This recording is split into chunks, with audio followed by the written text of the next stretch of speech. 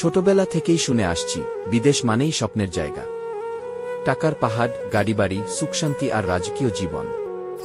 আমার চারপাশের সবাই বলতো, বিদেশ গেলে জীবন বদলে যায়, তাই আমিও একদিন সেই স্বপ্নকে সত্যি করার আশায় দেশ ছাড়লাম।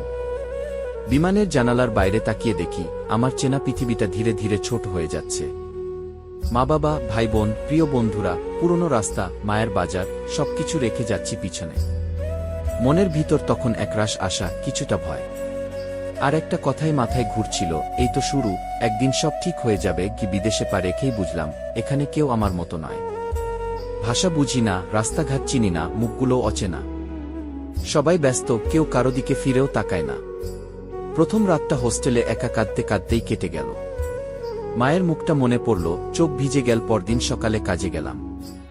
বাংলাদেশে যেটা সহজকে বলে জানতাম, এখানে সেটা করতে গিয়ে রীতিমতো শরীর ভেঙে গেল। 8-10 ঘন্টা কাজ, তারপর আবার রান্না, কাপড় ধোয়া, ঘর পরিষ্কার, সব একা। না কোনো আত্মীয়, না কোনো বন্ধু, শুধু আমি আর নিঃসঙ্গতা। আমার রুমমেট এক ফিলিপিনো ভাই।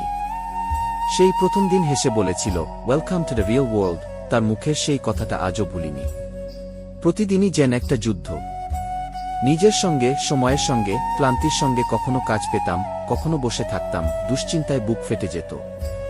দেশে মা ফোন করে বলতেন, বাবা ঠিক আছিস তো? আর আমি মুখে হাসি এনে বলতাম, হ্যাঁ মা, খুব ভালো আছি। কিন্তু ভিতরে ভিতরে জানি কষ্টটা কত টাকা। কারণ আমি জানি, ওই ফোনের ওপারে একটা পরিবার অপেক্ষা করে আছে, যাদের জন্যই আজ এই দুর্দিনে নিজেকে সঁপে দিয়েছি। কে এভাবে দিনগুলো চলে যাচ্ছিল। একদিন, আরেক দিন, 1 মাস, তারপর 2 মাস। তবে কি জানো, এমন একটা সময় আসে যখন তুমি সেই অন্ধকারে আলো হয়ে ওঠো। ধীরে ধীরে কাজের অভ্যস্ত হয়ে উঠলাম। কিন্তু যতটা প্রশান্তি, ততটা আরেক রকমের ক্লান্তি। এখানে দিন শুরু হয় 6টা, রাত 1-1টার পর শেষ হয়। মাঝে মাঝেই মনে হয়, এই কি জীবন। আসলে প্রবাসে মানুষ শুধু পা বাড়ায় না, তাকে এক একটা যুদ্ধে নামতে হয়। একসময় বুঝলাম, যুদ্ধটা শুধু জীবনের জন্য নয়, মানসিক শক্তির জন্য। কি একদিন সন্ধ্যায় বাসার সামনে দাঁড়িয়েছিলাম, ধীরে ধীরে সূর্য ডুবে যাচ্ছিল।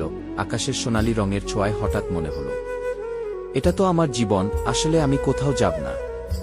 তবে যদি আমি হারিয়ে যাই, তবে এটা হবে আমার আসল জায়গা। গিয়ে এই অনুভূতিগুলো মাঝে মাঝে আমাকে অবাক করে। তবে একদিন মাঝরাতে যখন দেশে ফোন করলাম, মা বলল, বাবা আমি জানি তুমি কষ্ট পাচ্ছ, কিন্তু আমি বিশ্বাস করি তুমি যা করতে যাচ্ছ তার ফল একদিন ভালো হবে। সবকিছুই সহ্য করা যায় যদি সৎ উদ্দেশ্য থাকে। মায়ের কথা, আত্মবিশ্বাস আমাকে আবার নতুন করে শক্তি দিল। এটাই ছিল সেই দিক নির্দেশনা, যা আমাকে বাস্তবের সঙ্গে লড়াই করতে শিখিয়েছিল। এখানে না আসলে